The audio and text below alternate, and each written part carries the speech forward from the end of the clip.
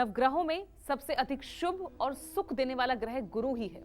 ऐसे में अगर आपकी कुंडली में गुरु ग्रह अस्त हो जाए तो आपको कौन कौन सी परेशानियां और बीमारियों का सामना करना पड़ सकता है, चलिए जान लेते हैं पंडित जी से। पंडित जी, गुरु ग्रह तो सबसे सुख और शुभ समाचार देने वाला है, ये अस्त हो जाए तो कितना बुरा प्रभाव इसका हो सकता है? बृहस्पति अगर उच्च का हो तो ऐसा आदमी मंडलाधिप होता है। मंडलाधिप कहते हैं आज के परिवेश में, जिसको मेयर कहते हैं, जिसको चेयरमैन कहते हैं, ये मंडलाधिप है। बृहस्पति अगर उच्च का है तो व्यक्ति मंडलाधिप होता है। लेकिन बृहस्पति किसी की कुंडली में अगर अस्त हो जाए और उसकी अंतर्दशा भी चल रही हो तो व्यक्ति को लीवर का रोग या बार बार बुखार आने की समस्या हो जाती है।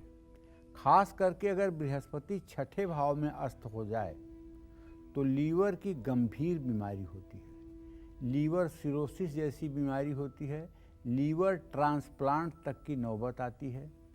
ऐसे लोगों को बचपन में ही एक बार दो बार पीलिया का रोग हो जाता है, जिसके कारण इनका कम उम्र में ही लीवर खराब हो जाता है। और द्वितीय भाव को शनि और चंद्रमा प्रभावित कर रहे हों और छठे भाव में बृहस्पति हो तो ऐसा आदमी जो है अल्कोहलिक होने के कारण, शराब पीने के कारण अपने लीवर को ख़त्म कर लेता है, जिससे उसकी अकाल मृत्यु होती है। बृहस्पति अगर अस्त होगा, यस किम कुर्वन्ति अन्य ग्रह यस्य केंद्रे बृहस्पति।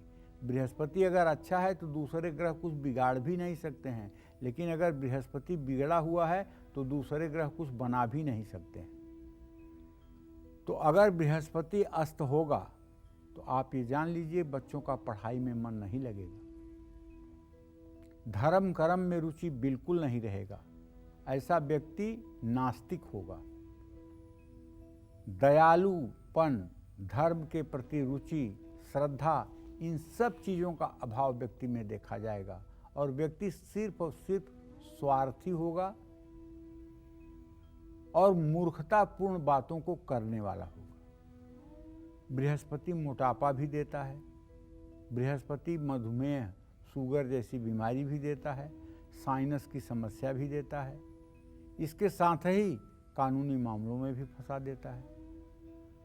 अस्त गुरु मान सम्मान भी छीन लेता है, अपनों से दूरियां बढ़ाता है।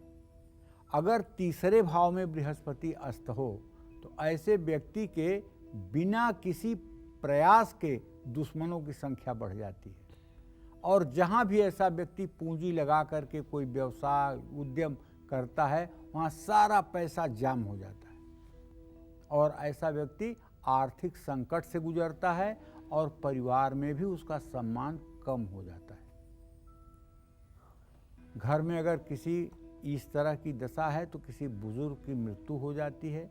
विवाह के बाद भी ऐसे लोगों का बाहर संबंध बना रहता है, जो इनके छवि के लिए, इनके इमेज के लिए बहुत नुकसानदेह होता है। जय मां विंध्यवासिनी।